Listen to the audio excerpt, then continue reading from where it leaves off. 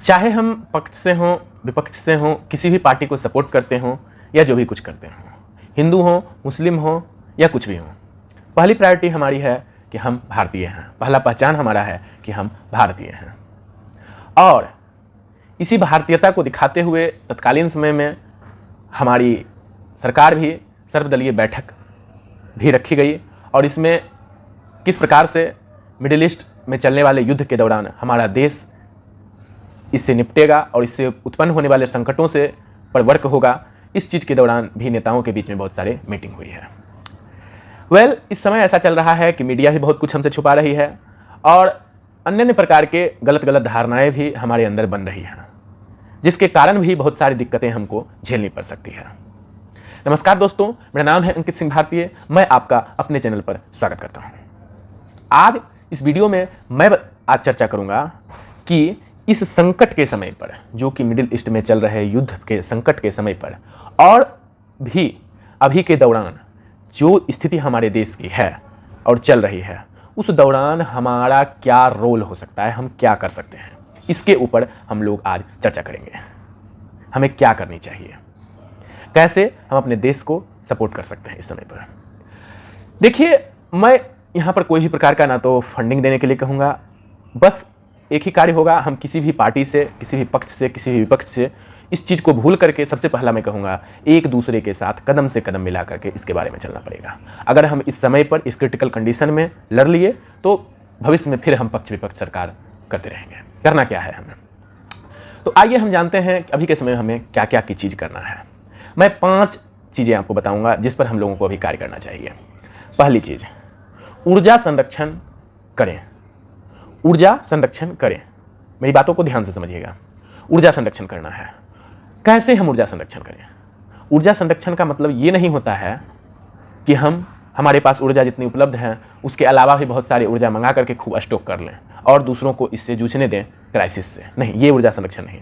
ऊर्जा संरक्षण मतलब ऊर्जा का सही रूप से इस्तेमाल करें। ना तो ज़्यादा बिजली व्यर्थ करना है, ना तो ज़्यादा पानी व्यर्थ करना है, ये चीज़ पर ध्यान देना है। ना तो ज़्यादा गैस व्यर्थ करना है, जिसका कि सबसे ज़्यादा क्राइसिस अभी के डेट में है। एक चीज़ हो गया। इन सभी चीज़ों को पर हमें काम करना है।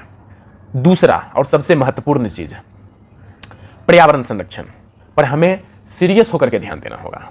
अगर हम पर्यावरण संरक्षण पर ध्यान नहीं दिए तो सबसे बड़ा कंडीशन, सबसे बड़ी दिक्कत हमें झेलनी ही पड़ेगी। मिडिल ईस्ट में ताबड़तोड़ बमबारियाँ हो रही है और इससे प्रदूषण की समस्या और ज़्यादा हो रही है।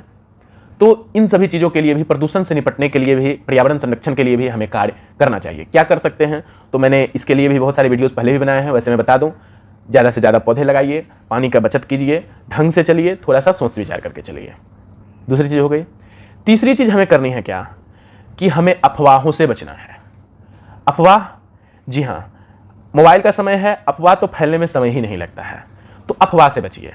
सरकार की जो इंस्ट्रक्शंस जो हमारे लिए निकाले जा रहे हैं उसको भी देखिए और खुद भी आगे पीछे उल्टा सीधा सोच समझ करके किसी भी कार्य को, किसी भी बात को सोचिए और मानिए।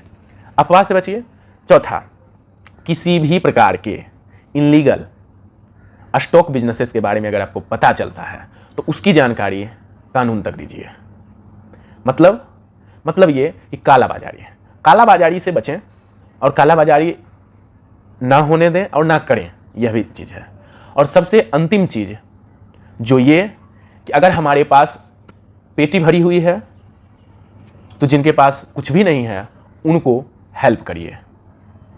एक दूसरे के साथ हाथ मिला करके चलिए। हो सके आगे जा करके, सरकार भी नहीं बता रही हो सके आगे जा करके हमें लॉकडाउन जैसे भी समस्याएं झेलनी पड़ सकती है, इसका भी कोई गारंटी नहीं है। तो इन समस्याओं के समय में अगर हम इन 5 चीज़ों पर सही रूप से अभी ही वर्क करके चलें तो आशा है कि आराम से हम लोग जो हैं इन लॉकडाउन जैसे समस्याओं से भी निपट जाएंगे। एक दूसरे से बॉन्डिंग बना के चलें, आगे जा करके हम पक्ष विपक्ष सरकार एक दूसरे से लड़ लेंगे। लेकिन अभी के समय में एक दूसरे का साथ देना ही सबसे बड़ी हमारी क्षमता हो सकती है, सबसे बड़ी हमारी ताकत हो सकती है। आशा करता हूँ आपको मेरे वीडियो समझ में आए होंगे, मेरी बातें समझ में आई होगी, मेरे वीडियो अच्छे लगे होंगे। अगर कुछ आपके मन में विचार हो तो कमेंट बॉक्स में बता सकते हैं। बहुत बहुत धन्यवाद।